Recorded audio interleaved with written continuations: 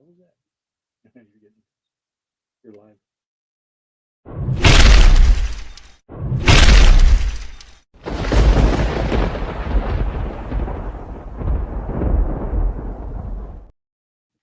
All right, damn, we're live here now. Okay, welcome to TS Paranormal Podcast. I'm Ryan from Trap Souls. I'm here today with Verona Ghost Hunters. How you say it? Verona, right? Verona, yep. Verona Ghost Hunters. And you want to introduce yourself? I'm Nacho. I'm Mark. Mark. All right. And who else is in your team? That's We have about 10 or 11 people. There's Deborah. There is Karen, Megan. Um, Dan is a teammate.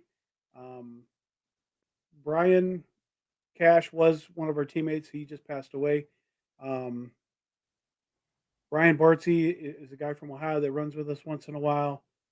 Um, Geez, that's all I can think of off the top of my head. So if I forgot you guys, I'm sorry. they'll forgive you. So where are you guys mainly based out of? uh, we're near Pittsburgh. We're Near about Pittsburgh. 10 miles away from Pittsburgh. All right, so we're gonna get in this. We're gonna, get rid of the generic questions. Both of you guys gonna answer. Why'd you guys get into paranormal? So I've always been intrigued by it. I've always watched any type of creepy show like that. But in 2012, I moved into a house, and the night I moved into it, me and my nephew, who is my age, um, he helped me move, and we were laying in the living room just on mattresses and on the floor. And it was September. It was really hot. We had the back door open, and we're laying there, and we both heard a noise and looked at each other like, "What was that?" It sounded like a big, heavy metal chain going across the back porch. There was nothing on the back porch, so we jumped up, went out, looked. Nothing there. Nobody there. Looked around. Neighbors' houses are dark. Nothing. Okay, that was weird. We're hearing things. Went back in, laid back down, and about 10 minutes later, it did it again. This time we were halfway to the door before it even stopped, and nothing. So then time goes by that nothing else really happened, but we always seem to be missing stuff in the house. Now, I had 4 kids, and they were all under like 15. So, kids move stuff, whatever. And then my wife was just like, "There's nothing here. You're crazy." Blah blah blah. Whatever. So one night I went to bed, and about 3 o'clock in the morning, she wakes me up, and she's out of her mind and can't even speak. And I'm like, "What is wrong with you?" And she just points out my bedroom door to the kitchen, and every kitchen cabinet door was standing wide open. Which a kid could have done that, but there are 2 cabinets that are up above that I have to stand, and I'm 6'2", have to stand on my tiptoes to open. Nobody in the house could have opened those doors, and nobody was up. So when it freaked her out, I knew that I better do something, and I didn't know what to do. The next day, I'm walking through the parking lot at Giant Eagle going to get something at the grocery store, and there's a car that says Oakmont Paranormal Society on the back of it with a phone number. And I'm like, "Huh, I need these guys." So I called him and I said, the guy just answered the phone. "Hello? Like, is this Oakmont Paranormal?" He's like, "Yeah." I'm like, "I need to talk to you right now." He's like, "Okay, where are you at?" I'm like, "I'm standing behind your car in the parking lot." So he comes out and is talking to me, and I'm telling him what's going on. He's like, "Oh, we'd love to come out and investigate." So it was probably another month later they came out and they did some investigations. And they got some pretty cool EVPs. Um, Nothing on video, but there was just oddball things that happened. And from that moment on, I'm like, "Okay, I'm hooked." Well, they just like left, and like I didn't really have an answer, right? I mean, like, well, what do I do about this? Hey, thanks. So I reached out to a buddy of mine who lives in Ohio. He actually, Brian, that actually runs with the team, and I said, "Hey, here's what's going on." He's like, "Oh, I got a guy." So he sends this guy out. He comes to my house. He walks through it. He blesses it. He sages it. Does the full 9 yards, and the house is pretty good after that. Well, my garage sits on the next street up, and it's up a hill, so it's a detached garage, obviously. And 3 different times I've been almost killed by a falling garage door that doesn't close on its own ever. You have to like manipulate to get it to close. And then I had a friend of mine. I heard him calling me from the yard when I was up at the garage, and I'm like, "Come on up," and he never showed up. So I called him on his phone. I'm like, "What are you doing?" I thought he was screwing around. He's like, "Dude, I'm at work in Grove City," and that was like over an hour away. So you have a mimic? Holy crap, what's going on? So whatever this is just was moved to the garage. And actually, I've never investigated it, but the garage is still there. I mean, it's still in the garage. So, I mean, it's probably something I should do. But shortly after that, then I joined Oakmont Paranormal and started running around with them a little bit. And I just found out that they weren't going to be investigating as much as I wanted to. So I started my own team. And in a little over a year, we've done about 25 to 30 investigations. That's a good number there. We go a lot. Yeah, I see you guys on Facebook all the time. You guys are always going somewhere. We go a lot. What about you, Mark? How'd you get into it? Basically, I always loved Halloween. Growing up, loved Halloween, loved the spooky stuff, like scary movies.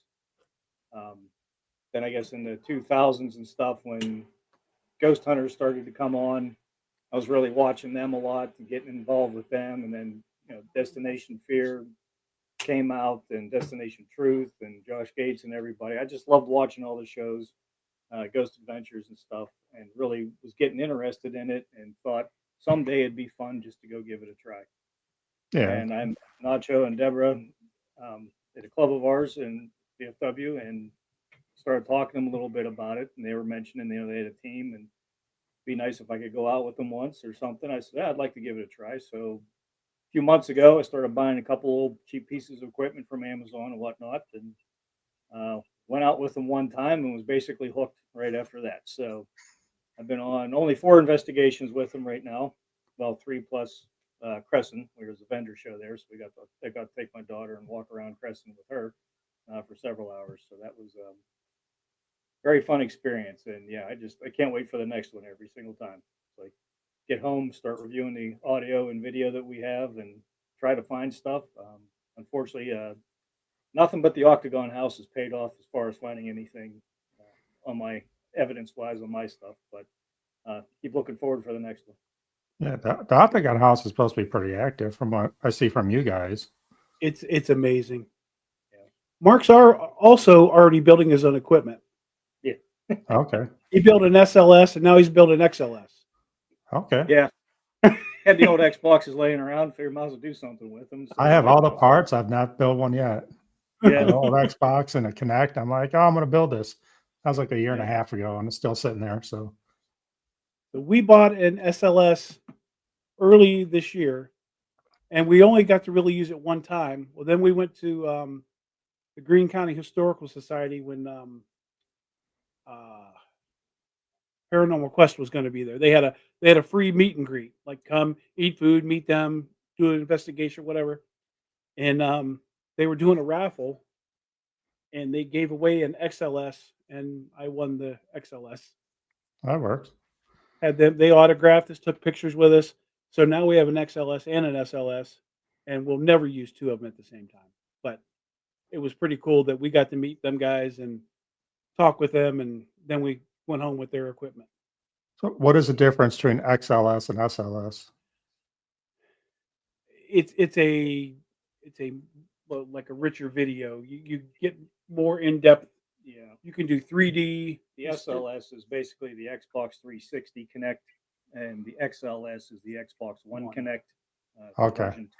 Version two, they call it. But yeah, it provides better 3D imaging. So it's a little bit easier to see things and manipulate if something's behind something or standing in front of it as well. All right. Let's talk about your group here. So I have a pretty diverse group. I think there's 7 or 8 of us right now. I'm not going to give their names. They know who they are. So, but they're diverse. So, I got, younger. I'm not old, but I'm pretty old. I got younger females. I got younger guys. I got, a motherly type. investigator. Uh, we'll get into sensitives later and crystals and stuff, but it's a diverse group. I think that helps out a lot during investigations because you never know what you're going to get. Right. Well, our group is pretty young as far as not age, but experience wise. Yeah. Deborah's been doing this for 15 or 20 years. I've only been doing it a few years, and that's really the extent of our experience. But everybody's learning as we go, Yeah. and I think that's really what makes it fun is to watch people grow into it. When Mark first went, he's like, "Yeah, I really don't know what I believe," and now there are things that he's seen and he's heard, and he's like, yeah, there's something. So it's fun in that sense. Yeah, I basically, I'm an engineer by Okay. career, so I'm the scientist kind of thing. Skeptic a little bit. I mean, I believe in the paranormal. I believe something is out there. I just need to see it to believe it. And I'm not one of those people that every time a little click's heard or something, I'm like, oh, there's a ghost or someone. I want to debunk it first. That's my Yeah. first gut feel is to go debunk something before I, say that it's something I can't explain and willing to accept. So they kind of like me for that, I think. Just Yeah. provide a little extra perspective on things. So, Mark, when was the first time you were like, "Oh shit, this stuff is real"? Um, I have honestly, like I said, I've been out there 4 times with these guys. I haven't had like the hair on my arm stand up yet. I haven't been Yeah. scared yet. Um, Walking around, hearing a couple little things, not that big a deal. At the Octagon House, when I was reviewing some of my video footage that I had, when we were setting things up, I had the camera rolling because the owner said you always have to have a camera on you. You got to have one rolling all the time. You never know when something's going to happen. And when I reviewed the video, we were walking around. Me and 2 other ladies were setting stuff up, and in between us talking, there was other voices making pure sentences and stuff, and I was like, "That's cool. That was not anywhere near us. I do not remember hearing that." Then that's when I really started liking it. Yeah. Yeah. I always like EVPs. I tell people they're addicting. I mean, I roll a recorder nonstop. It's kind of like going out looking for gold. As soon as you get that little piece, like I don't care if I listen to 15 hours EVP, as long as I get one good one, you're happy. I mean, that's all I care about. Yep. So everybody that's tuned in here, I don't know how many people are tuning here. If you have any questions for Verona Ghost Hunters, go ahead and put it on your chat and I'll ask them. Can you guys just see the chat too? I do not see it. Wait a minute. You don't have to Comments? minimize. I see it. So Oh, yeah, I see. Well, I see. Hello. yeah, Deborah. Yep. Deborah is our teammate. Okay. My sister Donna was on, but she's gone now. Yeah, I saw that. So She'll be back. all right. So is there any like certain team members that like I'm the solo guy? Is there any like I don't know how to explain it, like team members that you would just put in certain situations? So Deborah's our empath. Okay. So a lot of times what she's feeling is kind of tells me what direction we need to go. Um, I'm more of a ghost magnet for some reason. They love me. They love to touch me. They love to pull my beard. So I get a lot of the touchy stuff and things like that. So between the two of us, we usually know where to go and what to do. Oh, there's my sister. Hi, Donna. What's up, Um, I've been receiving more and more information from spirits. I've been hitting the head. I've had spirits come to me in my twilight sleep and talk to me and tell me things about a place where they were going. Um, I actually had a thing with the lady across the street. Her son, who had died 2 years ago, was like talking to her through me, which I had never experienced anything like that. And I almost lost my mind over the whole thing because I'm like, what the hell is going on? So I've been doing more of that, and we've been taking these these the name of the para learning classes.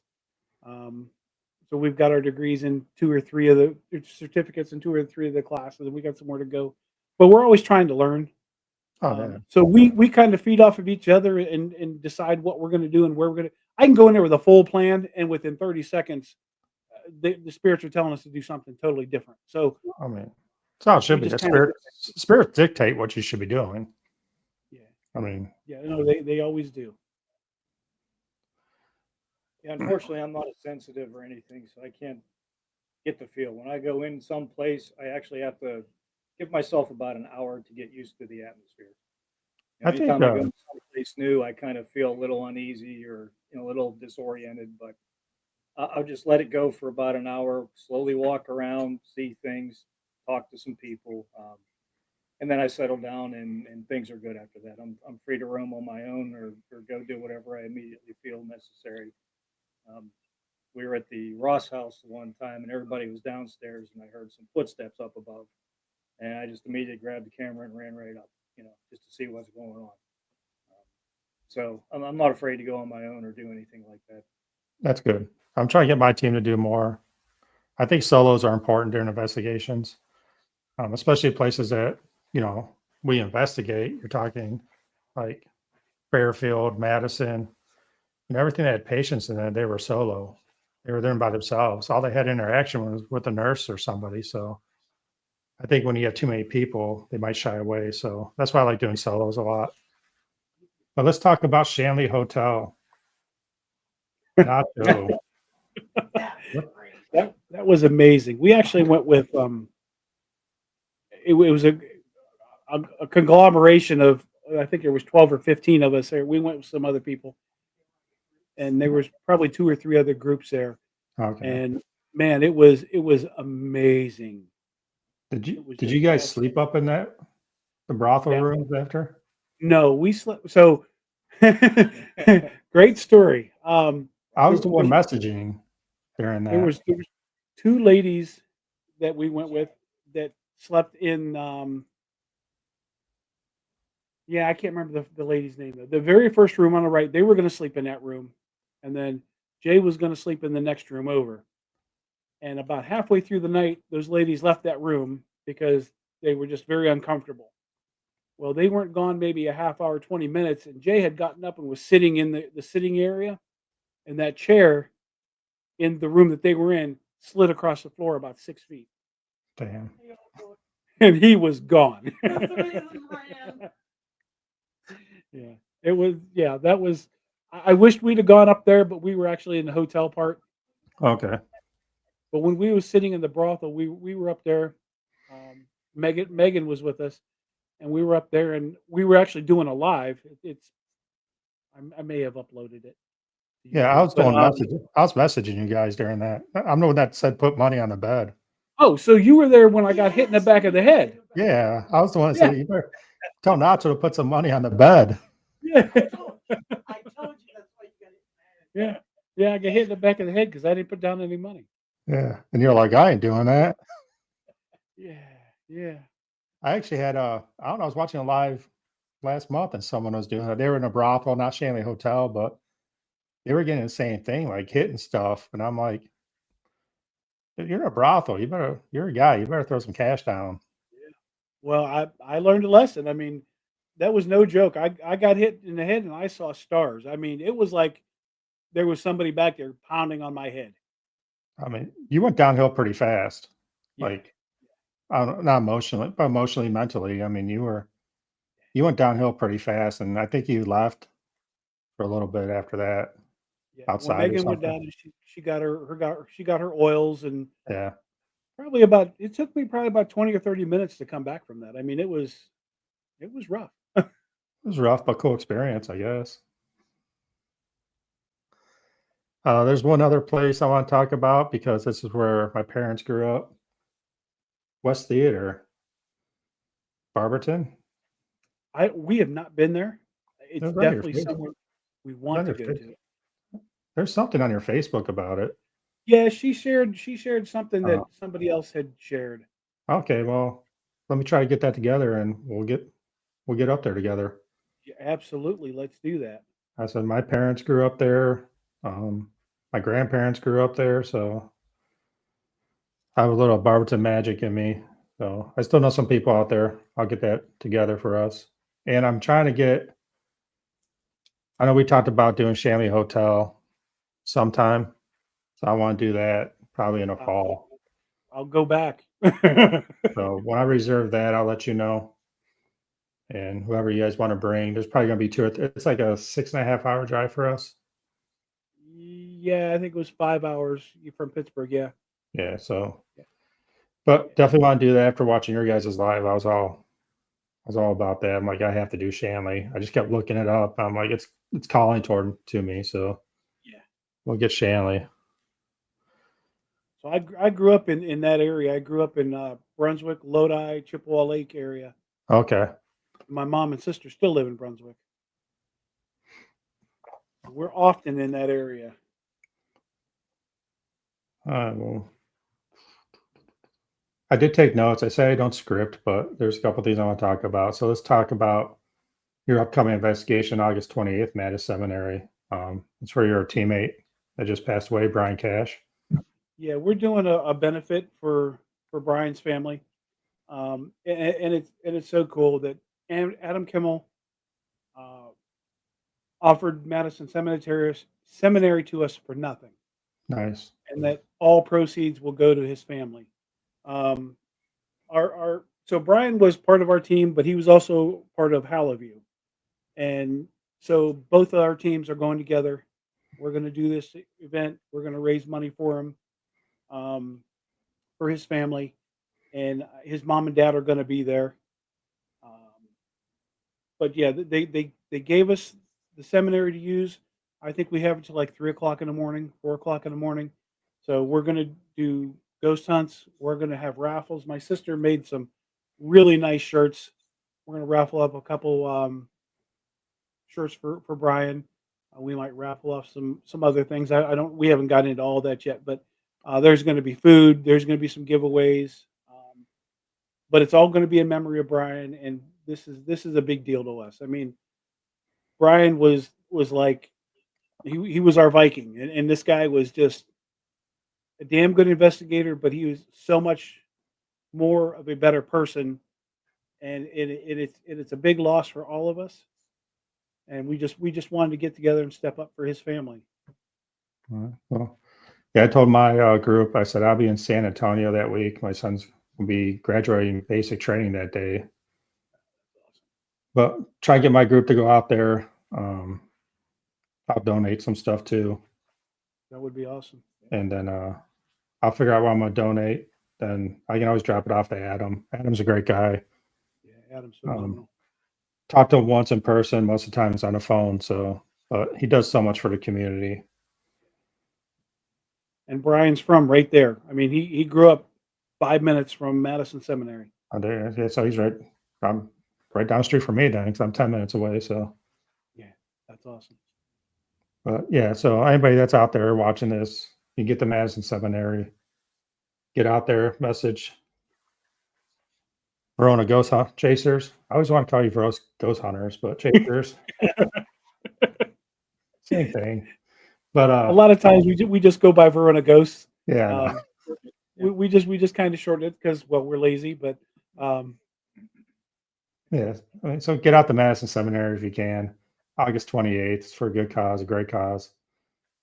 But I'm going to plan on doing, and I'm going to invite you guys in your group. I don't have a date yet, December sometime. I'm going to do a little, I don't know what you want to call it. It's going to be at Madison Seminary, but just a thanks for everybody that's been on podcast. Come out. I'll pay for the whole night. And just got to get here. And we'll have a good time at Madison. we have no problem traveling. If you do, you shouldn't be in a ghost hunting group. Yeah. Have you guys done Madison before? We were just there last month or the month before. That was our first trip there, and it was good. We went with the Haunted Raven. Okay. He does all these different things, and that was a really cool thing that he put on. He does his little spiel at the beginning. The coolest thing that he did was he has this thing called Dine with the Dead, and he brings in food. There's food, there's pop, there's water, whatever, and he's got all his equipment set up all around the dining area. And the first plate of food is made for the spirits. He puts them over on a table where he has flowers that he had bought for the spirits as well, and he offers them, the flowers and the food, and then we just kind of everybody else gets their food, and then you kind of talk and you ask questions during the meal, right?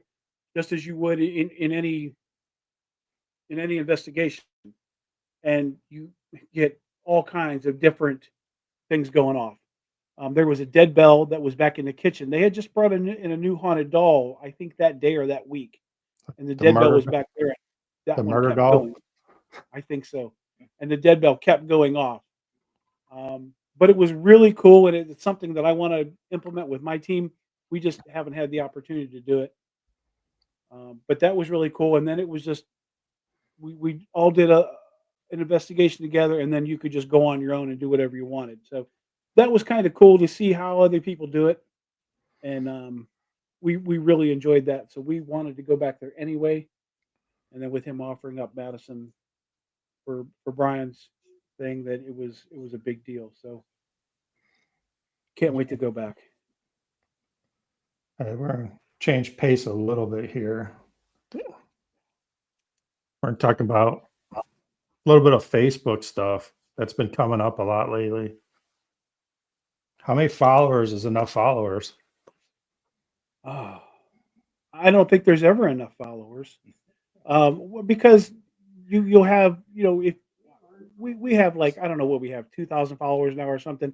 We have like 15 that are active. Now Yeah. we follow a bunch of other groups, and so that leads us to, you know meeting people like you, getting to do a collaboration with somebody else, and we like to do things like that. But I don't think there's ever enough followers.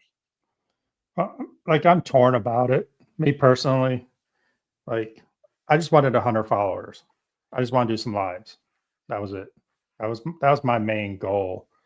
But kind of it does suck in this day and age that if you want to get your name out there or maybe do some private investigations that you have to have that big following back so people can trust you. It's just not word of mouth anymore. Right. But I mean, like your Facebook page, I don't see too many of on there. Like, I want to hit this many followers. I did that. Was it last month? I put on there. I'm only like 499,000 away from 500,000 followers or something like that. It was as a joke. So I actually gained a lot of followers from that, and I expected to lose a lot because I was trying. Let's be honest. I was making fun of people. Yeah. I expected to lose a few. I'm like, I can give up 1,400. I'm fine with that. As long as I have that 100, so I can do some lives here and there for my friends. But no, it just seems like a big thing right now that just instead of posting stuff, they just ask for followers, and I don't think that's what ghost hunting's about. Yeah. Well, I think till you get to a certain point, and we've asked when we got close to 500. I think we asked, and I think we got close to 1,000. I think we asked, and then after that, it just exploded. Like, our page isn't even barely a year old, I don't think, and we've picked up 600 or 700 in the last 2 months, and Yep. it's just from meeting people, and word of mouth really does help some, but one somebody follows one group and they stumble on your page and, oh, I like what they posted, so now they're sharing it and somebody else comes along. So I, we did ask for followers to a certain point, but now yeah, but if somebody asks, we see somebody asking for followers, we follow, and yeah, we will share from time to time and say, hey, these people have 100 followers, they're trying to get to 500 or whatever. yeah. I mean, you guys right now, I mean, because you exploded, you said like 700 followers, and that's from the content you're putting out there. You guys are Yeah, going places. You guys are doing investigations, Yeah. putting your lives out there. I mean, that's how you get your followers, yeah. Right. in my opinion. I am terrible at lives. I keep saying I'm gonna do them. Yeah, it never happens. Like every now and then, I'll do them. We And used to do honestly, lives I on hate being on every. camera. Go ahead. Sorry. Go Go ahead, you go. no, I'm done. Yeah, we do what, 2 lives a night We sometimes. used to do lives every investigation, and it just got to the point that it's a distraction, It is. and so we haven't been doing them the last couple, and we might do one here or there, but I really want to spend my time investigating. And you know, if I have something that's worthy of sharing, then I can share it later. But until we get our team stabilized and we get people that really understand what they need to do, we're just not going to do many lives. You know, if we have a really active night somewhere, like oh my god, then let's go ahead and do a live. But you know, we used to tell everybody, hey, we're going to do a live tonight at 7 o'clock, and maybe we'll do one at midnight. We're not Yeah. going to do that anymore. It just it takes too much time and energy away from what we want to do.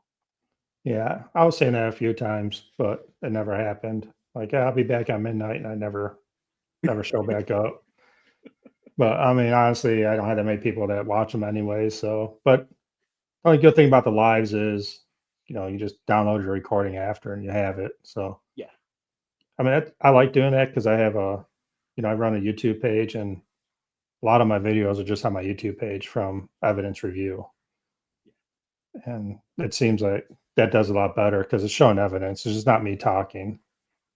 I did what we did? Old hospital on College Hill last month, and I did a live there, but it was just me walking around in the beginning. I did a 45-minute solo in the beginning, just showing people the hospital, and that was pretty much all I did there. But like, hey, I would have known about you guys or Shanley Hotel if it wasn't for that live and you getting hit in the back of the head. So That was so funny. Yeah, I That was can't. hilarious. I got to get there next time too. That's for sure. It's definitely yes, well, as soon as I get that booked up, I'll let you guys know. You guys are first dibs on that. So Excellent. we are let's talk supposed to be going to the Hinsdale house here pretty soon with Hallowview October. in October. in With October. Hallowview. So that'll be pretty cool. That'll be our first trip there. I've heard of it. I've never been there. And what's the hotel that we rented? He's going with us. Oh, Yeah, he's going with us. awesome. She just found out that you're going with us to the Oh. Grand Midway. Awesome. Yeah. All right, let's talk about cemeteries. Haunted or not haunted? I don't know. I have never really had a lot of communication from a cemetery. Um, I don't think they stay there. I don't know why they would stay there. So I haven't spent enough time in them. Now I'll tell you that I went to my dad's grave and I took the well actually I just used like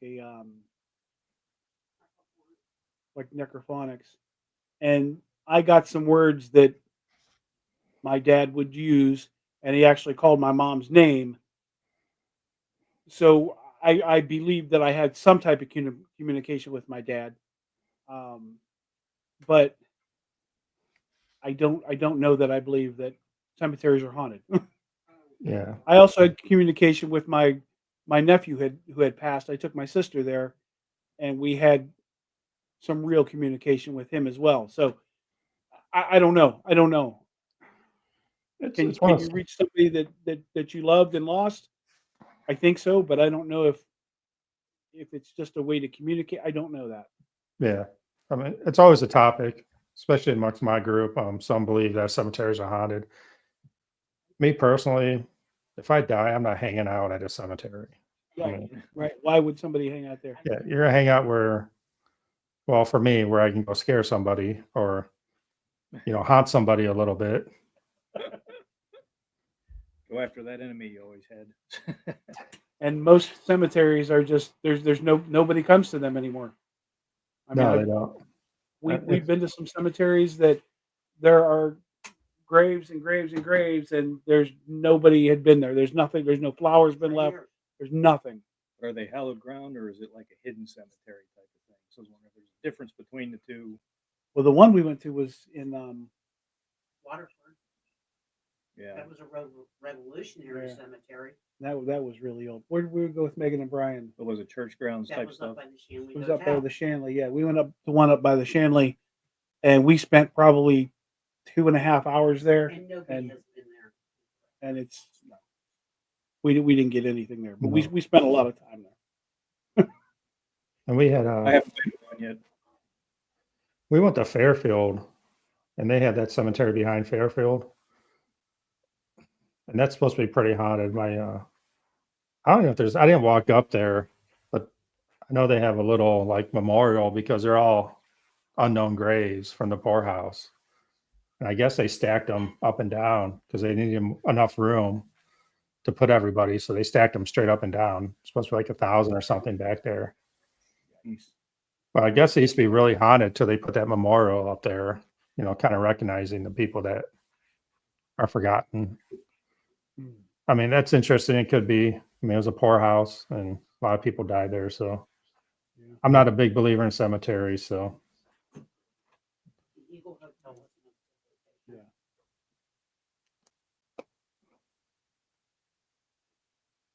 and that cemetery up there was pretty.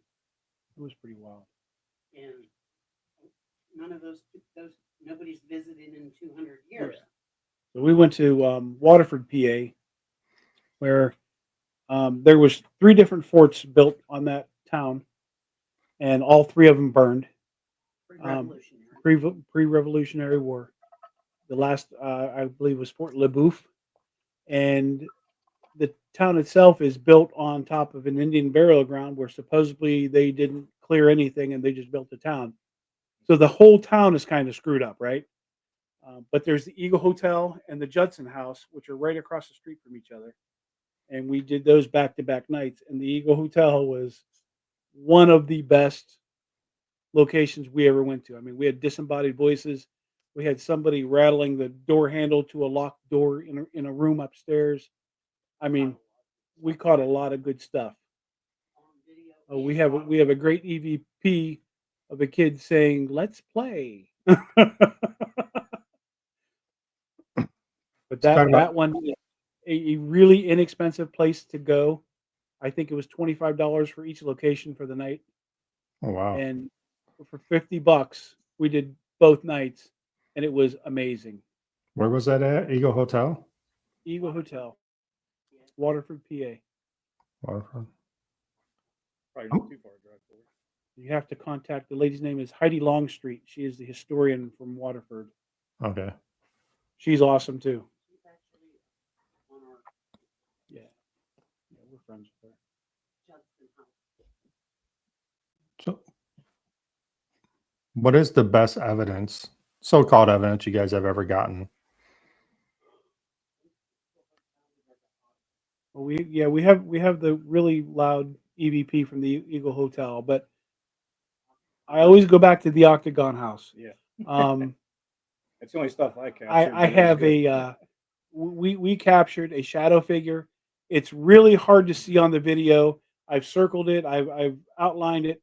If you watch it on a TV, it's so much easier to see. If you can play with the lighting on your computer, but everybody leaves upstairs and they're going back downstairs. And as they go downstairs, you see the tripwire light up, and you can see the guy peek his head around the corner, and then he turns into a little cloud of dust and rolls away. And it was really, really cool. I mean, we went upstairs for 2 hours shining flashlights every different way we could to try to debunk this thing. It was just really freaking cool. Yeah, I love those experiences. I had one in Mine- Trans-Allegheny that happened to me. It's like gray shadow figure, gray man, whatever you want to call them. I don't know. They have so many names, but he actually walked out of the room, looked at me, and walked into another room. Oh, And like that's probably the only time that like my whole body just clenched.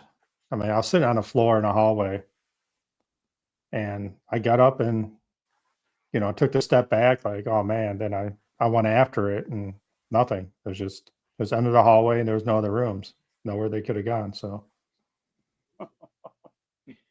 um EVPs, I've gotten some decent EVPs. Madison seems to be pretty good on EVPs for me. You guys done Madison before, so where was the most? Madison has a couple dark places in it, I think. Well, the doctor's office. Okay, so I do not ever try to provoke a spirit. And when we were there, they were letting us go on our own. And I looked at Drew, and I said to him, "I'm gonna go upstairs, and I'm going to the doctor's office because he likes to be called the surgeon." And I said, "I'm going to the doctor's office to investigate." And there was a lady that was there with her young son who was on his first investigation. He was already terrified. And another young kid was with us. We went up there, and I was sitting on the doctor's chair, doing doctor's table, doing Estes, and I got punched in the kidney Right after you said doctor. right after I said doctor again, and I had to I had to leave the room. I was so uncomfortable, That young kid was so scared. and that kid was out of his mind, and I was trying to keep it together because that kid was so He scared. But could not wait to leave. I'm like, I've got to go outside because this freaking hurts. And we scared the hell out of that little kid. And I had no, he was 13 or 14. He wasn't a little kid, but I felt so bad because he was already terrified. And that just sent him all off the edge. He couldn't wait Right. to leave. Mom, we got to go. Mom, can we go? Mom, can we go? We're done, Mom. Mom, I want to go. And she's like, oh no, you wanted to come. We're here. But Is yeah, that- What you come for? getting punched in the kidney there, that was pretty crazy. Are you talking about the doctor's office all the way up on the third floor or Up on the top floor. top floor? Yeah, that's yeah. Once you pass that threshold back into that hallway, it gets a little darker. There's 2 rooms back there. I won't tell you which 2 that I always get stuff out of, and I think You can't see me, but can you hear me? yeah, I can hear you. So, because there's not enough room back there where they're at. Oh, come on, squeeze But in. literally, after that, the 3 of them went off on their own, and I was in the dark hallway outside of the doctor's office. And I did not announce that I was taking 3 flash photos. When I took a flash photo, the first one I seen somebody standing next to me, and in the dark, I apologized and said, "I'm sorry."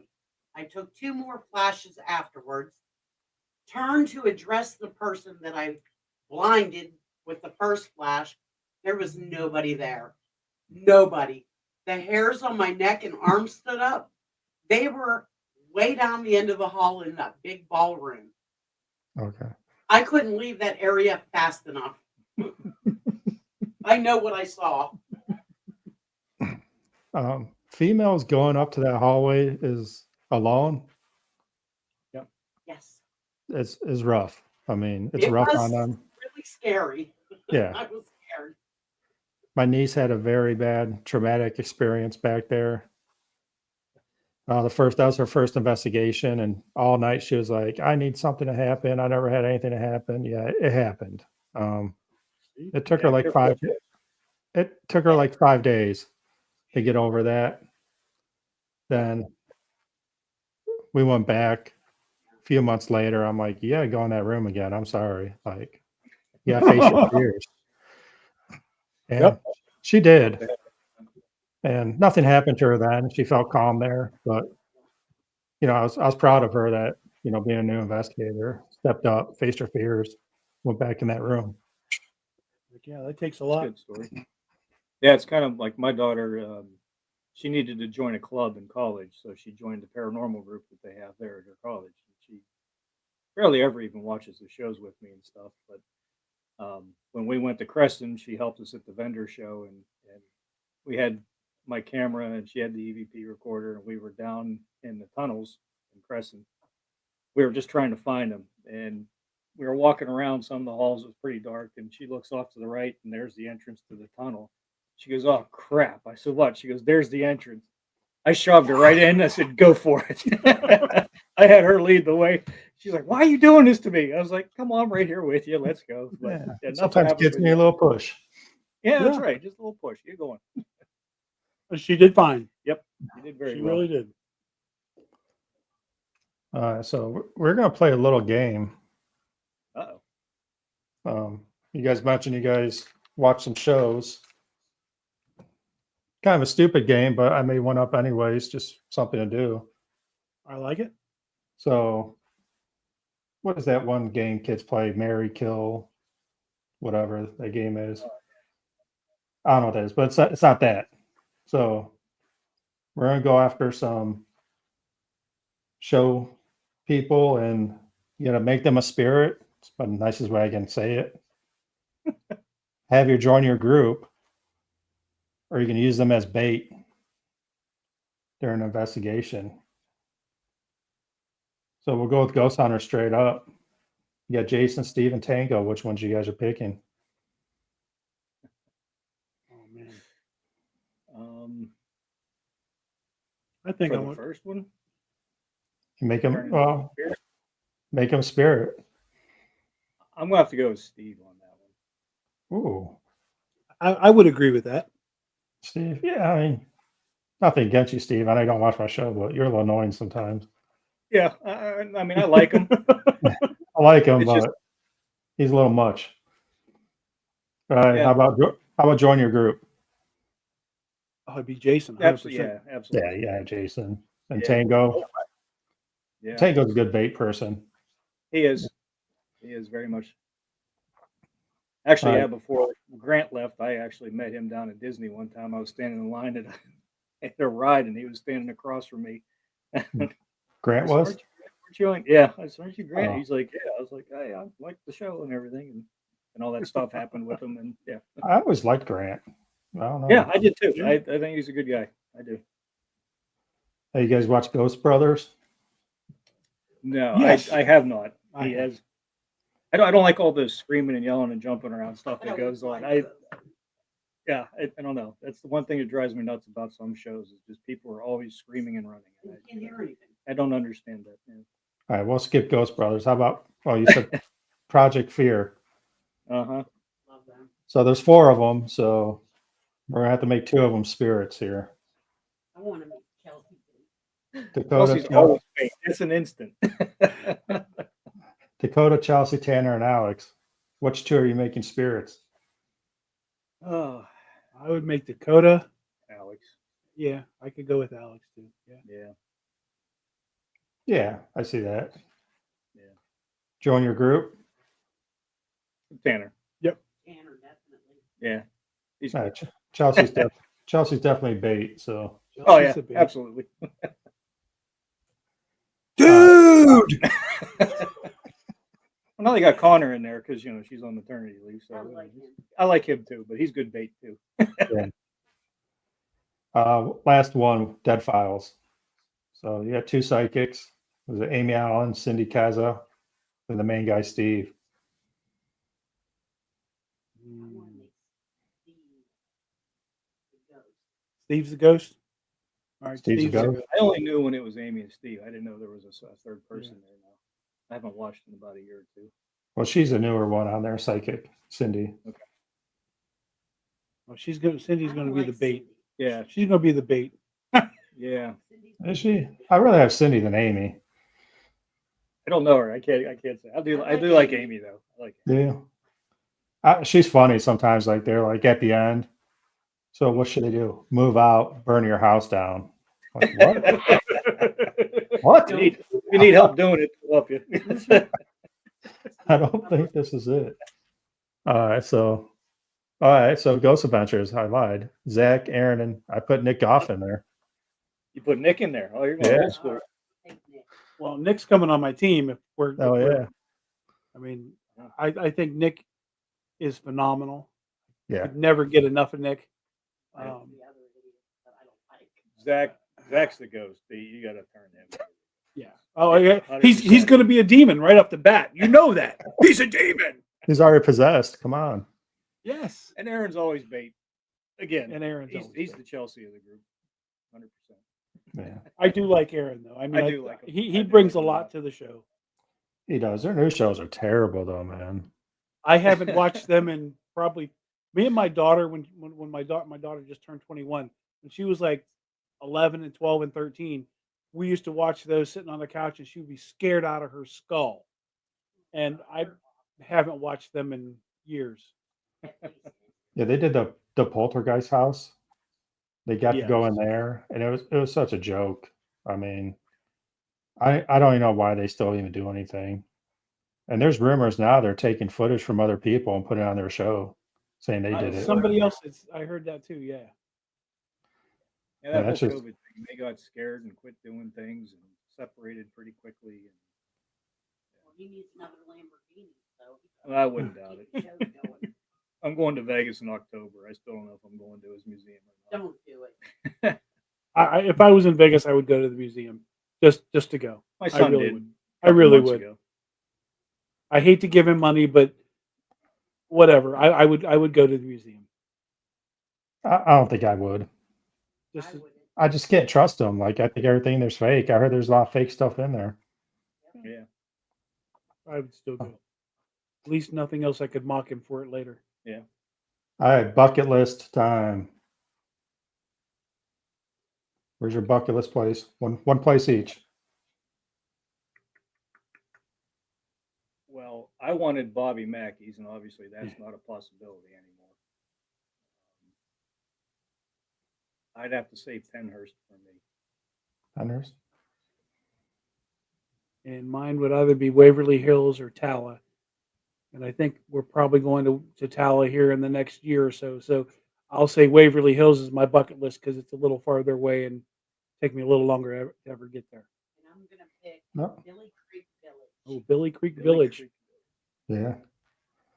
Yeah, I want to go down Tala and I want to actually do the outbuildings. So I actually want to do both back-to-back nights. It just never seems, I've been down there twice and it just never seems to line up where you can do the outbuildings and the main building at the same time and back-to-back nights, but it's good. So guys, anything else you guys want to talk about here? Or I mean, what are your big plans coming up besides what are you guys planning next year? Anything big? We don't have a definite plan yet. Actually, I just threw it out. We just threw some stuff out in the group asking everybody for their places that they'd want to go. But one of the places we have as a plan to go is the Dunkirk Lighthouse up in New York. It's not been investigated a lot, and so it's something that we've been talking about for almost a year now. Okay. Peapatch Island is another one we're talking about. Delaware Gap. Obviously, we want to go to Tala next year. I would like to get more of the group to go to Ohio State Reformatory again because that was a phenomenal night. Do you guys like? I didn't like it, to be honest. I thought there was just way too many people in there. So when we did ours, there was about 50 people. It wasn't bad at all. Okay. I mean, we had wherever we went, we never really ran across anybody. We picked up a group. I say kids. They're young adults, all in their early 20s, and we just had so much fun investigating with these guys. They'd never really investigated. They've gone through walkthroughs of the place, and they all got to do some investigating, and it was a lot of fun. But we were up in the Jesus room, and they've got a, there's a big poster of Jane Mansfield there. But there's a row of chairs, and then there's a row of like theater seats that aren't bolted to the floor, so they're kind of rocking. And then there's another row of chairs, and then there's some pews. Well, Deb and this young girl were sitting in the second row in the theater seats, and we heard a noise up front. We're like, "What's that?" Blah blah blah.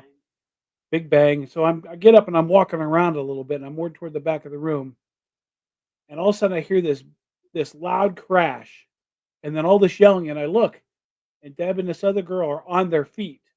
Something came up behind them and hit their row of chairs and shoved it forward so that they were now standing. And there was nobody in there but 4 of us. I mean, like, those 2 were gonna bolt out of the if it wasn't such a long walk back through all the prison cells and everything else, they'd have probably been gone. But it was crazy. I mean, there's no way that just the chairs just moved like that. It was and then the girl that was in the very front in front of them, she jumped up and spun around, obviously, when she heard all the commotion, and she saw through the back of the room, she saw a shadow spirit running off. And I'm like, "Holy hell." Of course, the camera's pointed the other direction. So, you know, because we don't but we did. I got all the audio, and it's quite a commotion, but that was pretty crazy. And also somebody well, didn't really whisper, but said I was standing in the jail cell, and from behind me, they said, "Hey," and 2 people in front of me heard it. I have not gone back to see if I caught that on camera. I had to have because the camera was right there next to it. But it Yeah. was a audible "Hey." That Maybe was a I, really maybe I got to go back there sometime because I don't know. I said there's just way too many people after doing Trans Allegheny. They do a very good job of splitting everybody up. It's 10 people per floor. Then you rotate every, like, I think it's 2 or 3 hours. So there's 9 acres of flooring at Trans Allegheny. So it's huge. And the way you don't really run into anybody.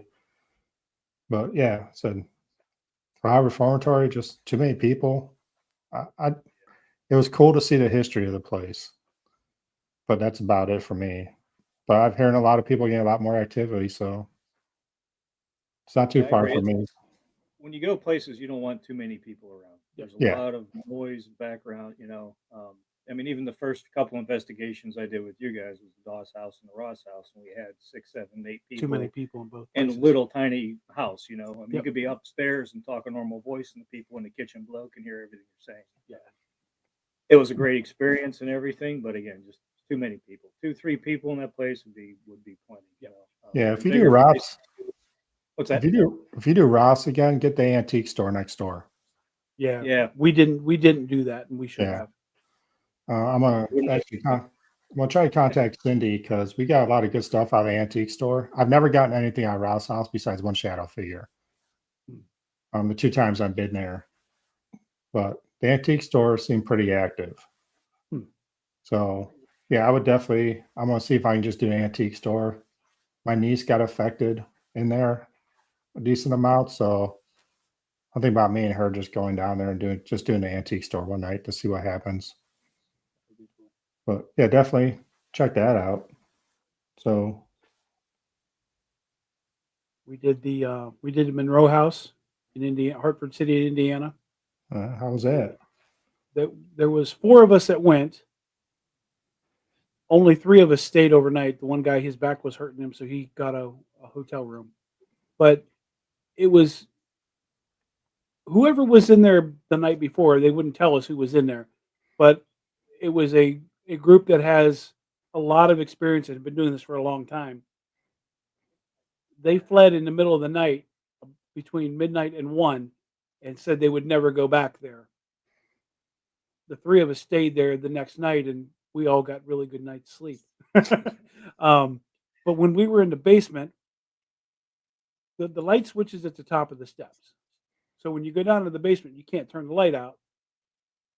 So I just reached up and I unscrewed the bulb, and just so it was just hanging there, I tapped it a couple of times to make sure it wouldn't come on. So we did our investigation, and we had some stuff go on, and then all of a sudden it went quiet for like 20 minutes. And I'm like, all right, well, I guess we're gonna go do something else now. If you know you want us to leave, you should let us know. I sat there for a minute and nothing. So I got up to walk over to the light, and I was kind of shuffling my way there because you can't see in the dark. And as I'm reaching my hand up toward the light, I get about a foot from the light, and the light comes on.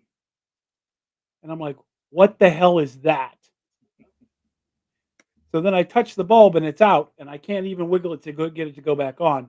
And then I screw it in and it comes on. So what the hell was that? That was pretty cool. It was time for us to go. Big flashlight. And then we went upstairs and we were in the back room. I forgot what even room it was. They've all changed now, but we were sitting there and there was a boom in this house that the whole house shook. And it sounded like a garbage truck dropping a dumpster. And we're looking out the windows. There's nothing outside. There's no dumpster outside. There's nobody outside. It shook the entire house. We could not come up with what the hell that was. You guys ever do any like very dark places? That's probably the darkest place that we've been to. I mean, they call it the demon house, but she's been to Waverly. I've never been to Waverly. I've been Waverly Dark. It was from 11 p.m. to 6 a.m. and it was dark. A lot of walking. You said the body shoot was the Body creepiest. shoots were no joke. Well, Preston, the tunnels was Well, Preston The Tunnels- Crescent tunnels were pretty that bad was too. dark. We heard that heartbeat going on. It sounded like. Yeah. Couldn't It explain that. did sound like a heart. Yeah. Like that. We could never figure out what the hell that was. And we, What was the shadow figure? The mimic. The The mimic. mimic. I don't know Your what it daughter was, seen that. but yeah, the two, the Deborah and Nacho and my daughter were standing together. I started walking away because people thought they heard shuffling down at the end of the hallway. I got about 20, 30 feet away from them, and I thought it was my daughter asking me a question. I turned and I said, "What?" She looks at me and I said, "What'd you say?" She said, "I didn't say anything." I said, "You just asked me something." She said, "No." I'm like, okay. And that was it. We didn't catch it on anything, but I knew I heard her ask me something. yeah, mimics seem to be popping up a lot more. Yeah. Yeah. I had one at Bel Air House last year, my first time there. And Bel Air is, there's a lot of teams that won't go back to Bel Air House. It is pretty dark. I got a follower from the Bel Air house. It's That was our first investigation. We went with Oakmont Paranormal, and I was upstairs. We were investigating in that little room next to the off the steps where the steps from the attic come down. yeah. And it was me and three women in there, and I asked them to make a noise, and I heard a knock in the hallway, and I stepped out into the hallway. My back is toward the steps, and I'm looking down to the end of the hall, and all of a sudden something really cold like touches the back of my shoulder and then just like goes right through me. And as it's going through me, it takes my breath away. And I'm like, and I spun around. Somewhere we have the camera footage of it where my camera, as I'm spinning away, it catches just a real quick glimpse of something black going past me in the dark. You can see it was extra black and it went past me. And the one lady in the room was the psychic, and she's like, "What's wrong?" And I'm like, "Well, wait, aren't you the psychic? Can't you tell me what's wrong?" And so, that one, when I went in there, Deb was like, "What's wrong with you?"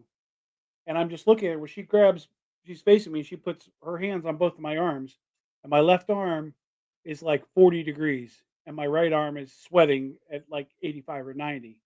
So the whole left side of my body was just ice cold. Right. And I've never experienced anything like that before or since. But from that day on, I've had a follower. Like if I do an Estes, he'll start. Everything starts normal. We're just having a conversation, and then he comes along. He says, "Hey, boy," and then he'll give you this demented laugh, and then he turns everything upside down after that.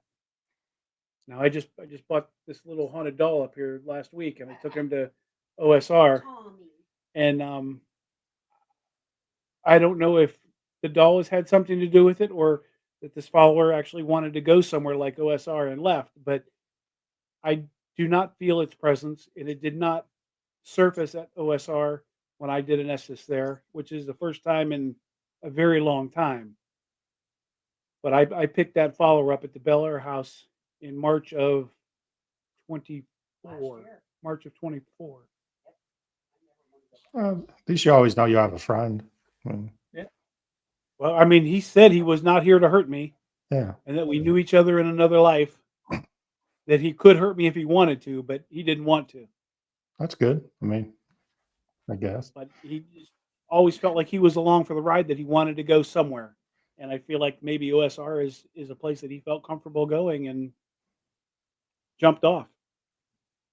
Now watch, he'll get me in the middle of the night and I be was like, gonna say "Hey, tonight. I'm back."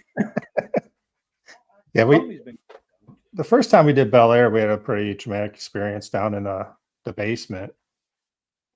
We had my daughter got scratched pretty bad. Then we had all the lights off after that. Then one of my teammates got knocked down back into her husband. And like time I turned my flashlight on, she was like out cold. Mm. So we don't know what was down there. Then we just went back last month because we did our big trip. It was 6 places in 5 nights. I don't ever recommend doing that. It was long 5 nights. But yeah, nothing was happening at Bel Air.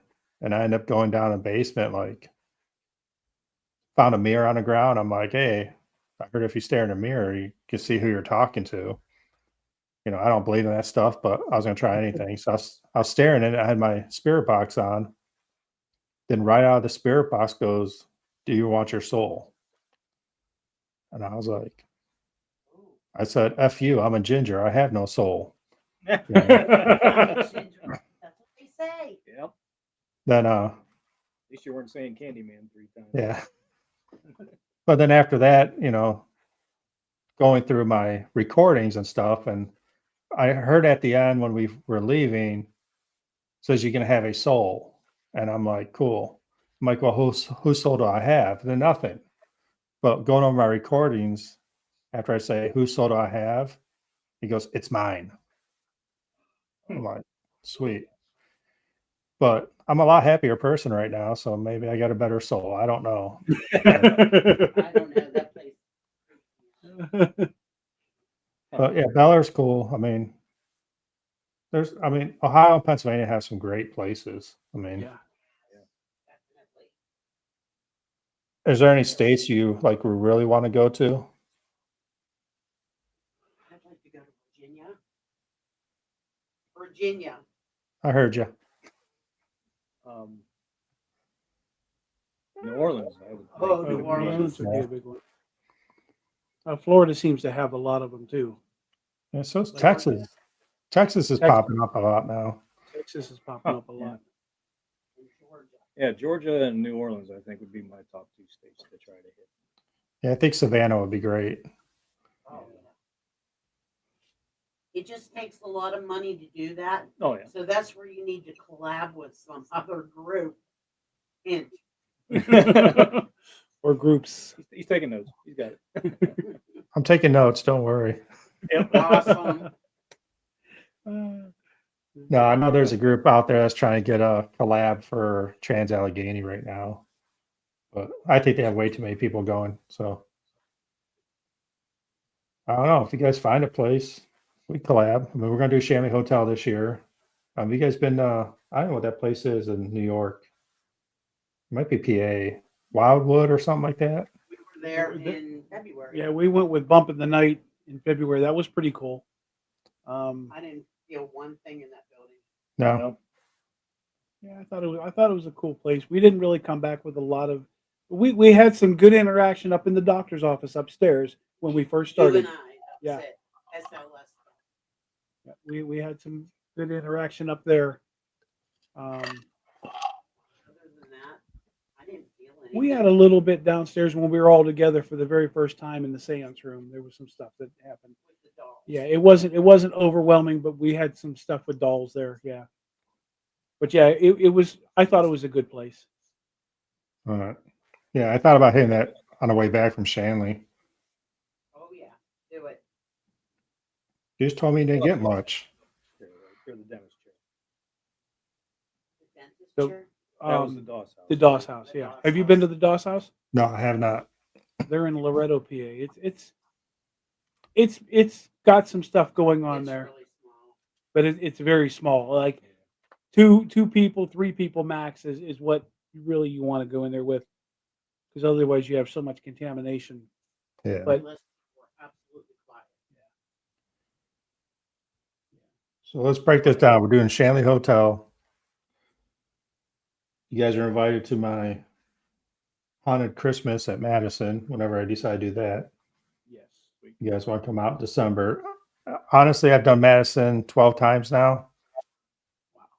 And summertime's not that active when it's hot out. Hmm. When it's cold, it's pretty active. Because the spirits are lonely. they don't like the So- heat. They get more dark. And it's cold. I'm talking like 30 degrees cold in the whole place. So just warm for that. If you go in like you go like in the ready room, whatever you guys want to call it, when you first walk in, it's like 35 degrees in there. It feels like a heat wave after like 2 hours out. So, Has he been to Fairfield and ISS? You've been to Fairfield, right? yes, And ISS. I want to go. I've not been to ISS yet. We want to go there too. We always try to do a decent trip every year. We're talking doing going out to Iowa, do Fair Elementary School, and there's a couple other places I want to hit out there. So, I heard Fair is pretty dark. Was it Sam and Colby bought that now? I guess. Yeah. Yep. They're goofy. I've never watched them ever. My daughter loves them. Yeah, same here. Yep. My daughter. Honestly, if I could pick anywhere in the country to go, I'd like to go out west and maybe hit like the Clown Motel in Tonopah in Nevada. I'd love to hit the Goldfield Hotel. I want to hit the Washoe. Yes, Yeah. Washoe. Yep. Those are the places I would love to go. I actually got invited to Washoe last year from a group. I don't know who it was. They emailed me saying if I want to come out there, and I'm like, but it was close. I'm not gonna lie. Like, I might want to get a plane ticket and go out there. I would love it. But I ended up having to work that day too, so it worked out. Yeah. Well, maybe that's something we can put out there at some point. Maybe do that. Because you have the Washoe Club, and there's a hotel right across the street too, right? Or a The saloon. Goldfield Yeah, Hotel. go Phil. Yeah. So I'm going to Vegas first week of October, so let's go. He said, "Let's go." but yeah, I mean, My definitely, anniversary, with the hell of it, I can take a night off. She won't mind at all. Yeah. no, definitely we'll get together some. We'll talk here shortly. I mean, I'll see you guys, September 12th? Yeah, September 12th. That should be fun. I don't do any history of the place or anything before I go. So I don't want to be influenced by anything. Yep. Like I went to Bill Manor. Was it last month? I took my brother. He's never been on investigation before. And I'd never been there. And the owner's like, "Oh, do you want to walk through?" I'm like, "No." And he's like, "What?" I'm like, "Listen, there's two things. I don't want to be influenced. And second of all, if I find something, I'm coming back. So you get 2 rentals out of me at least." So Yep. I'm going in 2 weeks again. So Nice. you got 2. Bill Mayor's a cool place. I like that. If So you guys, we want to go there. We just met them at the Paracon at Crescent a couple weeks ago. They're great, and we wanted to go there. So it's another place that we will probably go next year. that's another place like 5 people, probably 6 people is probably max. Yep. But the house doesn't look big it's just a cool house, and we actually got a lot of activity out of it, surprisingly. Surprisingly, my brother lasted the whole night, so I was happy for him. It was supposed to be what? You did a live on that? Yeah, Yeah, I watched that. yeah. But yeah, he was the one talking, I think, the whole time on the live. I was doing Estes. But yeah, I mean, definitely we'll get together. Maybe try to get a big trip next year together. Yeah. Guess plane tickets and go out to Nevada, I guess. I don't know. That would be amazing. Yeah. That'd be crazy. My wife doesn't do this stuff, so You gotta convince her. Yeah, mine doesn't either. So it's let them gamble. We'll let them go gamble. We'll go Yeah. out. Just rent a car, go out for a day. Sure. Wonder if you can Uber to Washoe Club. Yeah. So I guess, what's the scariest thing that's ever happened to you, though? It's made you say never again will you go back to a place. nothing. Like Yeah. like I've seen that gray shadow. I've seen people scratch. I've never been scratched. I've been like fire poked, I guess you want to call it. Yeah. Or if I had like a burning hot through my back. Mm-hmm. And it just doesn't bother me because I know it's not really a fire poker, you know. Yeah. It's like it's just a Temporary. burning sensation. Right. I was telling my team the other day, like, I don't know if I'm getting numb to some of this stuff because you throw me in a dark tunnel, I'm like, yeah, like I'm going. I'm starting to get that way. Well, as my boss said, when I told him I was going on my first investigation, my boss said, "You're demented." I said, well, maybe that's what's happening here. Who knows? But I'm the guy that always forgets his flashlight too. Like, never. I mean, that's why God gave us shins, right? To find out what's in front of us. That But- to find hitches on trucks. Yeah. More so. That's probably the most pain I've ever been in, hitting a hitch on a truck. Yeah. Terrible. But no, if you guys come down here, there's another place that's starting doing some more investigations right by me too. So it's called Riders Inn. I just did it the other day. I'm going back next week. It was built in 1812, right down the street from me. They're starting to let paranormal investigators go in. It's a pretty cool place too. Small, but it's up to you guys. I could always get that. So Yeah, I'm down for any place I've never been. yeah. So I do this, and I don't even know how I started doing this, but before we go on an investigation, like the day before, I just sit down and I put my spirit box on with headphones, and I just sit there and I meditate on the place that I'm going to, and I just listen, and I type down on my phone the words that I hear, and I do it for 15 minutes. At the end of it, I set an alarm. At the end of 15 minutes, I stop. And most of the time, I've had things come up that are pretty relevant. And the DOS house is it might have been the first house that I ever did this for. But I had somebody coming to me in my dreams or in my sleep for the week before, and I'd never had that happen. But I took down and I still have the list of words, but I took down this big list of words. And as I just kind of glanced through it, I text the ladies and I'm like, hey, does the name Molly mean anything to you? And they're like, no, Molly doesn't mean anything to us. I'm like, okay. So we drove there in the middle of a freaking snowstorm. The roads were horrible. And when we get there, I think it was one of their sisters that actually met us at the house. I was walking them through and I was telling her about this list of words. And she said, well, the one lady's mom was in the paranormal group and she's the whole reason they bought this house and why they're into it. And her name was Holly. So I went back and looked to my list of words because the name Molly came up like 5 or 6 times. But at one point I would type down Molly and the next word would be like no. And then it'd go on and I'd hear it again and I'd type it down and it's like, really? And so I got to the end and I typed down Molly again and it says no. Hot, heavy, hard were the next 3 words. And I'm like, what is this? Well, as I went back and read it, they're literally telling me, no, it's not Molly, it's Holly, you idiot. And I'm like, what in the hell is happening? And there were some other words on it that really made sense once we were in the house. And so I have no idea how this works or why it works, but it works for me. And so Yeah. I've been doing it every investigation since. And we always come up with 4 or 5 things that become relevant. Yeah, I saw you put that on Facebook that you do that, and I found it very interesting. Like, I might have to try that just to see. Yeah. I don't know why it works. And here's another thing I do, and it's only ever worked once. And I saw somebody else do this. Somebody on TV did it once, and I thought it was really interesting.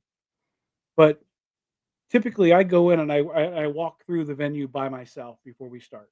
Yeah. I ask them, is it okay to record? Is it okay to take pictures? Is it okay to just talk with you? Do I have your permission to do that? And then I say, I'd like you to say a word for me tonight. And that word is whatever the word is. And I pick something that should not come up in a conversation. The first one, and this was at the Octagon House again, and you got to go to the Octagon House. I was just about to say, next time you guys go out to the house, I better get a phone call. So my word was Verona, right? Because Verona's not going to come up in a conversation. So we went through the whole night, and I kept it in the back of my mind. I didn't tell anybody, but I had it on recording as to what I said. So we go through the whole night, and I keep thinking about it. Never hear it, never hear it, never hear it. And we're doing a double Estes. A buddy of mine, Mike Mowry, was downstairs at the bottom of the staircase, and I was upstairs. And we're going through this Estes, and somebody's pulling my beard, and I'm like, somebody's pulling my beard. And Deborah's downstairs. She's like, you're not allowed to touch him. Stop pulling his beard. The next word out of Mike's mouth is beard. And then I said something, and Mike's like, somebody's pulling my beard. So they went from pulling mine to now they're pulling his. And so they're back and forth about that. And we're just getting ready to wrap up. I heard the word Verona, and I'm cracking up, and I'm like, oh my God, Verona. And nobody knows what that meant because I didn't tell anybody. Just at that moment, Mike downstairs says, there, I said it. Holy shit. And of course, I had ripped my headphones off at that moment, and I heard him say, there, I said it. And I'm like, that's my word.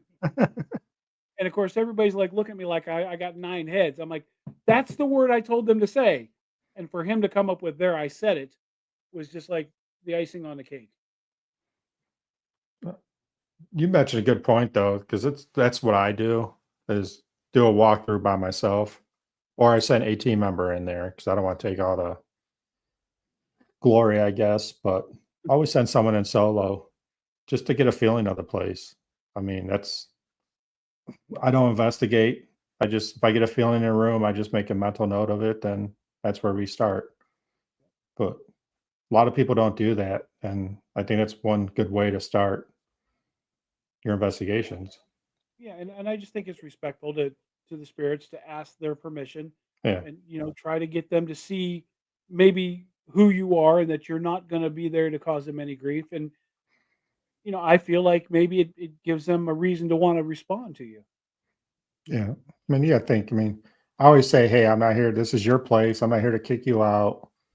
I'm not throwing, holy water on anything. I'm not throwing sage, which I don't believe in, by the way, but I'm not doing all that stuff. And we're just here to talk. That's it. Yep.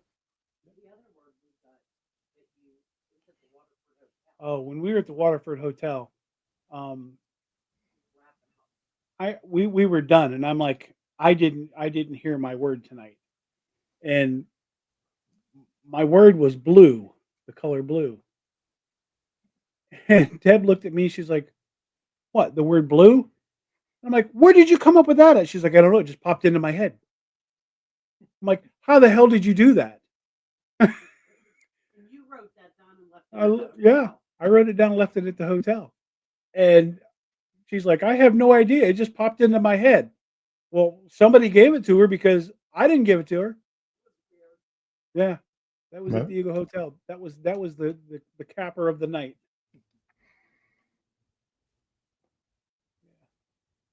What else we got? I think that was not the Ghost Brothers, the Ghost Bros. Have you ever watched the Ghost Bros? No. You should watch them. They're interesting. I like the Ghost Brothers. I mean, again, like they do a lot of stuff down in the South, and you got to think like plantations and slave quarters, and they go in there, and I mean, the one guy doesn't. I don't know his name, but the shorter guy, if it's demonic, he won't go in there. Yep. because of his faith. Yep. You know, you gotta respect that too. But I try not to do anything demonic. I mean, I highly doubt. I think demonic's 0.01% of places. Right. You- Most likely you're gonna run just to an asshole spirit. I mean, How a about the lot of House of people Wolves? a lot of people think, oh, it's mean, it's demonic. No, I mean, there's mean humans. I mean, Right. what They're just pissed off human beings. yeah. So what's not gonna make a mean there? So Have you we'll been go to the rat. House of Wolves? No, I've heard of that too. I just So it's in the Cleveland area. Now, I've heard that the building is very dilapidated now, and it's very dangerous even to be in the building structurally. But the area outside is even way more dangerous. Like if people go in there now, they go in the daylight to investigate and then leave before it gets dark. Um, You'll be joining the we spirit. have a there's a place out in Ashtabula that's the train wreck. I feel it was 1800s or something where a whole bunch of people died. And we always want to investigate it, but it's a homeless encampment down there now. They have their own little government. You can't even get down there anymore. So A lot of things coming up from now until mid-October. we like to stay busy. We like to investigate. I mean, the whole reason we started this group was to investigate, and you I know want that's to know if there's something out there. I mean we that's the whole idea is to find out what's out there and Why? why. yeah, More that's what I the was going to merrier. ask you. Like, what the main reason for people investigating? I mean, there's people have different reasons. I mean, I always want to get people's story straight. I mean, we do Madison a lot, and I think what 15 years ago is when I started doing Madison, and the stories have changed since I've gone there. So, what's Hmm. the right story? Yeah. I don't know. It's still changing. Like we just found out that upstairs they found news articles they used to have gentlemen's parties up and upstairs Oh. in the attic. Like, But this is what I believe in a lot of these locations, and I don't know how you feel about this. The more people investigate them, and I think a lot of people bring baggage in with them, and the different types of investigating they do, they can bring in their own negative and drop that off. So I think it's like a train station for a lot of these places. I don't know if you kind of believe that or not, but I tend to believe that a place might have been haunted by one spirit at one time, but the different types of people that come in and out are bringing some kind of baggage and leaving it there. So it's opening that up for other things that necessarily wasn't there in the beginning. If that yeah, makes I mean, think about it this way though. Like, I mean, I believe you. Sorry. Ross House, the first time we were down there, we were getting a lot of stuff about coal miners Yeah. and clan members. Yep. So there was no clan that lived in that house. The coal mine was a mile down the road. They didn't stay there. And they were coming through the Estes method. So what is it? Not to say that, okay, so you're investigating Ross House. Why aren't the houses, next to it not haunted?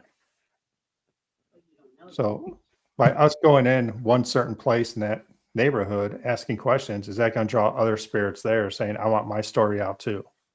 Yeah. Does that make sense? Like, It makes perfect sense. yeah. So, I mean, with everybody going to Madison, it might be drawing other spirits in saying, why don't you talk to me too? Like, I got a story to tell too. Well, So, and especially since the Ross house and the Bel Air house are so close together. yeah. I mean, you could throw a rock almost and hit each house. Yeah. And I felt like when she said train station, that's always how I describe the Bel Air house. Is that to me it seems like it's a train station that spirits come and go, and they just decide to get off there and visit, and then they go again because everybody seems to have a different experience. Yeah. Bel Air's like, yeah, it's just a hot spot for spirits, but there's so much that went around there too. That whole town has a lot of history. So I've always wanted, they say Ross and Bel Air are connected somehow. I don't know if I believe it, but I've always wanted to have a group at Ross and a group at Bel Air the same night and do like Estes method, like one person at Bel Air doing Estes, speakerphone, someone at Ross asking questions to Bel Air to see if you can get some sort of connection that way. Because I don't think they're connected. Some people are saying the mimic at Bel Air house does go over to Ross house every now and then, but I have no idea. I know there's a mimic at Bel Air. That's all I know. I mean, I feel like it could happen. I don't know if it does happen, but they're so damn close that yes, that's what we want when we go back. We want to go back to Waterford, PA, and take another group, and one group does the Judson and one group does the Eagle one night. They're across the street from each other, so you can do exactly that. An SS in one building and the other cell phone on the other building. Then the next night you guys switch and investigate the other building, and that would be, I think, really cool to be able to do stuff like that. Two different buildings in the same investigation at the same time. Yeah. Would you guys be opposed, like if we had like my group, your group, let's split the groups up too, so there's a connection there. Like you, Yeah. your wife, then like my daughter and I split up, and Yeah. so there's that connection too. I guess blood Yeah. connection. I mean, it's the paranormal. No one ever knows what's going to happen, so You never know what's going to happen. that's why we do it, though. Yeah. Yeah. I mean, that's exactly it. I mean, we've always talked about getting another group to go out there, and we thought we had a group, and they aren't going anywhere. So yeah, if that's something you want to do, definitely. I mean, it's a very inexpensive um, hunt, but you have to get a hotel, That's fine. and yeah, the hotels are reasonable and they're close. Yeah, if you guys want to do that, just give me my work schedule's terrible, so give me a month in advance, and I can tell you yes or no. And once I say yes, it's going to be a yes. So I'm not going to back out. My work schedule isn't bad. I mean, I'm mostly Monday through Thursday, um, and they don't care if I take a day off. So Mine cares, and they make me work a lot of extra days. So Yeah. totally opposite. And Sometimes on night shift, sometimes on day shift. So oh. And Deborah's retired, so she can go anywhere she wants, anytime she wants. So it must be nice. she's retired, and I'm just tired again.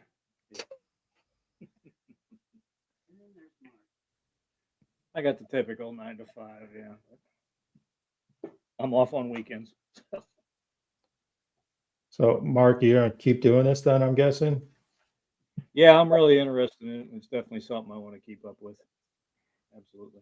With your engineering background, you think you're gonna maybe try to make some devices or something, or Well, I'm mechanical, not so much electrical, but I am learning a little bit. So, yeah, I'm going to keep trying to come up with something different, try out every now and then. Dan's a HVAC type of guy. He's very handy. Yeah, he's a handy guy. Yeah. Dan's very handy. Yep. Tommy, you want to hit that I was going to say, Tom REM hasn't pod done once anything for us tonight. before we go? I keep looking at it. As soon as we go off, as soon as we log off of here, it'll go off. Watch. Right. I'll forget to turn the REM pod off tonight. In the middle of the night, it'll go screaming. I will die. Don't want spirits in my house. Yep. I've just been trying to think of all the different things I've seen with you guys and things we've talked about. And I think the only other neat thing that ever happened to me though was again the Octagon house when we went and changed batteries.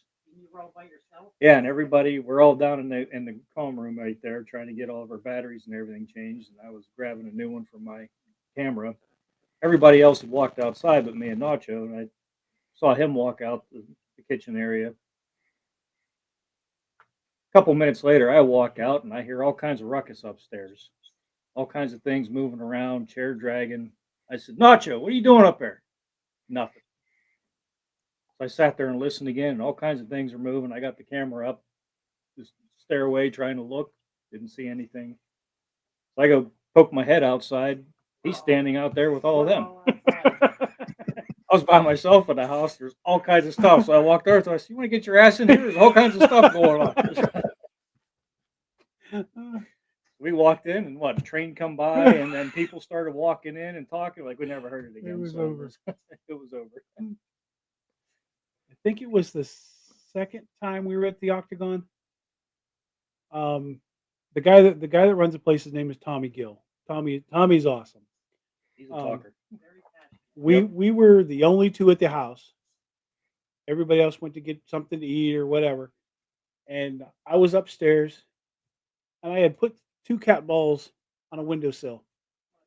And this is like 3 o'clock in the afternoon. And I was just sitting there with the camera talking, looking around. And the one cat ball goes off. I'm like, oh, thanks. Can you now hit that other cat ball? And the other cat ball went off. And I sat there for 20 minutes back and forth. Now hit the other one. Now hit the other one. And they were just alternating cat balls. And I'm like, hey, Tommy. He's like, yeah. I said, come up here. I said, you got to see this. He's like, all right, let me finish my cigarette. And then he comes up. And we play with these cat balls for another 10 minutes. And then it just stops. He's like, that was crazy. So we're just kind of standing there in the doorway talking, right near the banister of the spiral staircase. And we both heard a noise, and we looked at each other. He's like, that sounded like somebody shuffling downstairs. And I said, no.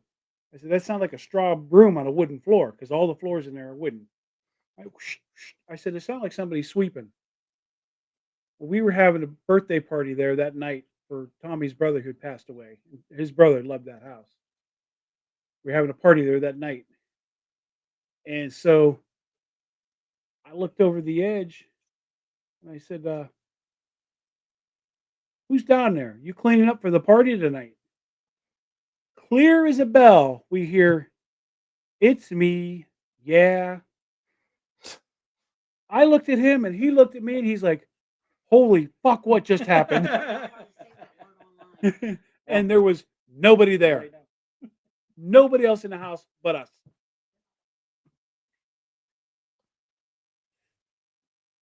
That was, I mean, that house is just, it's amazing. It's, I'll send you a video after this that you can see. Okay. He has alarms all over the place. The doors are always locked. There's no way in this house. There's a video of the alarms going off, the motion sensor camera moves, and you see a shadow on the wall, and it's going up steps. It's 5 o'clock in the morning. And so the sheriff's office came out, and there was nobody there. There was nobody. You couldn't get in the house. So we thought that was a cute, cool. Well, like a month later, we were actually the first investigation of the year there this year. And so we go, and Mark and I are upstairs, and we're trying to match it up, right? We're trying to see, well, it was right here. Here's this mark on the wall. This is where the shadow was, and we're trying to figure it out. And Mark is like, that shadow had to come from there's a cupola upstairs, right? It's windows. It looks 360 degrees around the house. He says, see the straight lines? All these banisters are curved. Those are straight lines. Somebody was going up those steps. You can't go up those steps because they're behind a door that's locked. It's padlocked. You can't get in that door. So somebody was physically walking up those steps, and they're really rickety. I mean, they are. You don't want to put any weight on them because you're coming through them. So there's this video of a shadow going up these damn steps. And we all thought they were coming up the main steps, which you can't go on either because they will collapse. But it wasn't. They were going up the cupola steps, and Mark figured that out. And I'm going to send him the video after this. And it is freaking amazing that you can see this video like that. It was a full person. Oh, it's a full. Yeah, you can Yeah. see head, Yeah. shoulders, arms. And the cupola is wrapped in plastic, so it's black plastic, so there's no light coming in there. And there's only a few lights on in the house. So it's not even like it's glare from a car passing by. It's in the middle of a cornfield. I mean, it's crazy. Best I could think was maybe a full moon that night or Yeah. something. A little bit of light coming through, putting that shadow on. But Yeah. no other explanation for it. It is crazy. Yeah, I've seen a couple of people talk about that house. So Part of the Underground Railroad. Yeah, it's part of the Yeah. underground. We've been there 4 times now. Four It's times. it's I'm going to tell you what, it has never disappointed. Let's make it 5 soon then. Make it fun. We'll definitely go back. All right. All right. So we've been on. How long we been on? Hour 40 minutes here. Woo! Oh, so probably wrap this up a little bit here. So you want to I'll give a shout out to you guys. So follow them. I have it up there. Follow Verona Ghost Chasers on Facebook. Is there any other social media you guys are on?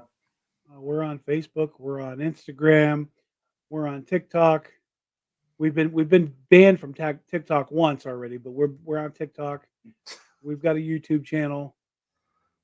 I think It was that's something from the spirit. They said, didn't say the word unalive. yeah. But we're on all the main ones.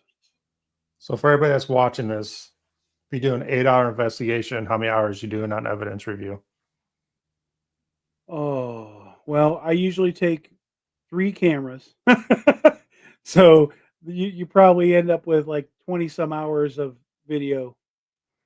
And then you've got audio, which will take you another 4 to 6 hours. I mean, it's it's a lot of time after an investigation.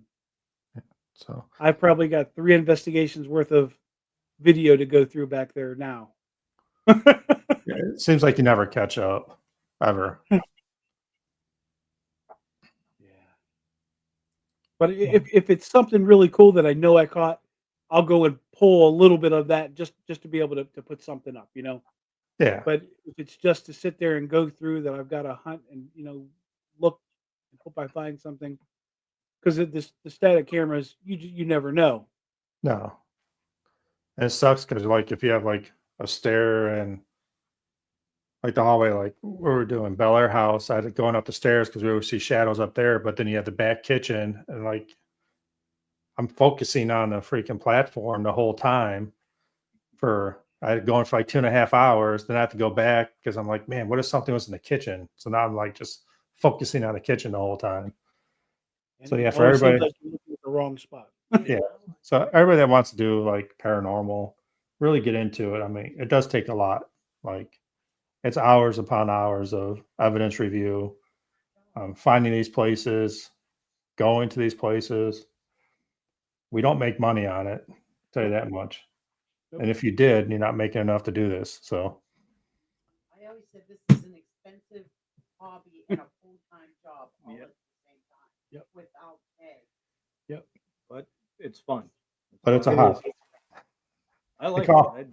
Oh yeah, I love it. I mean, I love doing all the evidence review. I love doing it. I love talking to you guys.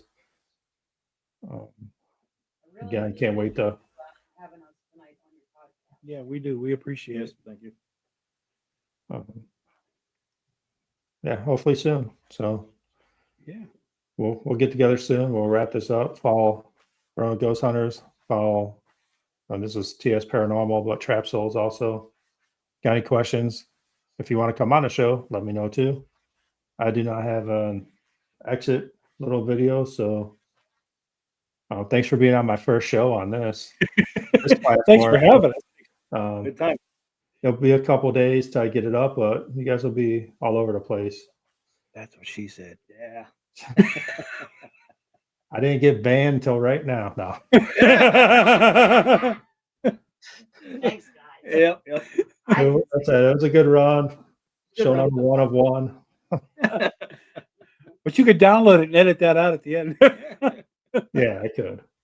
But no. And I'm also not beat gonna. me out where I said that F word. Yeah, right. We'll see how it rolls. I mean, who cares? I mean, whatever. I'll put it on YouTube, see what it does. I just put not made for kids, and we should be good. Yeah. But The parental advisory little logo they used to have on CDs. just put right over Nacho's face there. Exactly.